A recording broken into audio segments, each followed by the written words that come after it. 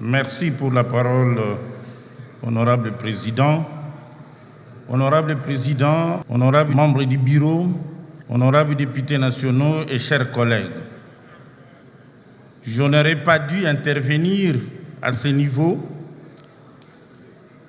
du fait qu'il s'agit ici d'un domaine de fiscalité qui n'est pas le mien, naturellement, mais étant donné l'importance et la motivation faite par son Excellence, Monsieur le ministre, tout à l'heure, j'interviens pour soutenir d'abord fermement et encourager l'effort du gouvernement actuel, lequel gouvernement est représenté ici par Monsieur le ministre des Finances et Madame la ministre des Relations avec le Parlement, puisque dans cet exposé, je vois que ce gouvernement tient à concrétiser ou mieux à moderniser cette fiscalité, la fiscalité responsable et redevable dont on parle de plus en plus dans les pays dits développés,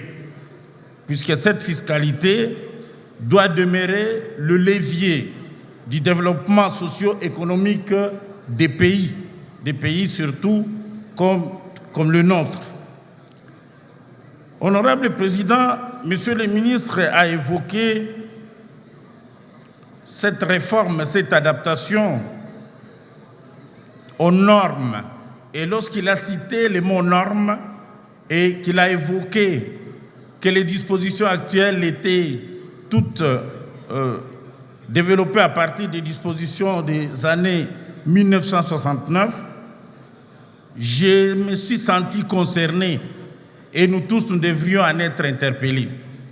Nous sommes un pays africain qui était en avance par rapport à d'autres pays africains, mais qui se retrouve aujourd'hui retardé dans plusieurs domaines du fait de l'ignorance de ces normes, du fait de l'absence de lois sur les normes dans ce pays, les normes, la normalisation, la méthodologie qui a été développée ici tant d'années, mais la loi n'a jamais été promulguée.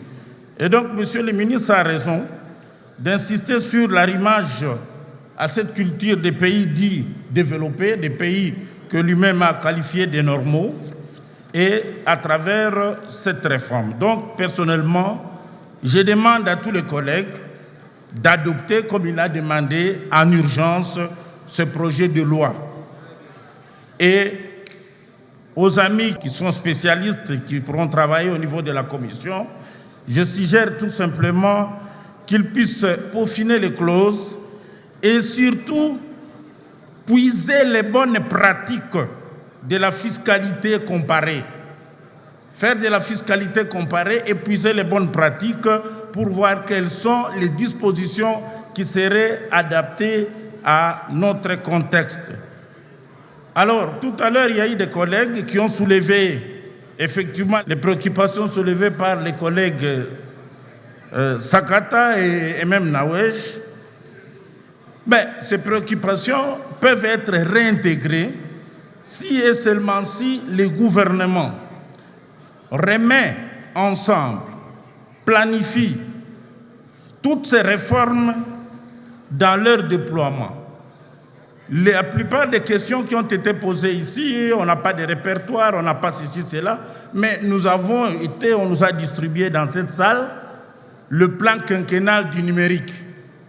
C'est ça, cette réforme-là numérique, qui pourrait également apporter des solutions. Alors, je suis resté un peu sur ma soif, puisque je vois cette modification porte sur la loi 004 du 13 mars 2003. Ça, c'est sur les réformes des procédures. Maintenant, il y a aussi, et c'est ça d'ailleurs qui pourrait rencontrer les préoccupations des amis, les modalités de calcul et de perception des acomptes de l'impôt sur les bénéfices et profits. Je pense que cette loi aussi, il y a lieu de pouvoir la modifier, ou peut-être ce sera dans les mesures d'application de celle-ci, de la 04, puisqu'il faut intégrer aujourd'hui ce qu'on appelle des outils actuels, des outils électroniques. Je pense, Monsieur le ministre, il faut encourager ce qu'on appelle les zéro papier, puisque vous savez bien que même le directeur général de DGI qui est avec moi là-bas, il sait que le jour où on peut arriver à bien concevoir des mesures zéro papier, il n'y aura pas de fuite, il n'y aura pas de coulage, il n'y aura pas aussi de perceptions indues par les malins, puisqu'il y a toujours des problèmes et c'est cela qui pourrait arriver à maximiser les recettes. Donc pour me résumer, je demande vraiment que nous puissions en urgence adopter cette loi, puisque nous sommes en retard dans beaucoup de domaines à cause de cela. Ce qui marche ailleurs, chez nous on dit toujours non, non, nous ne sommes pas encore là, nous ne sommes pas encore là.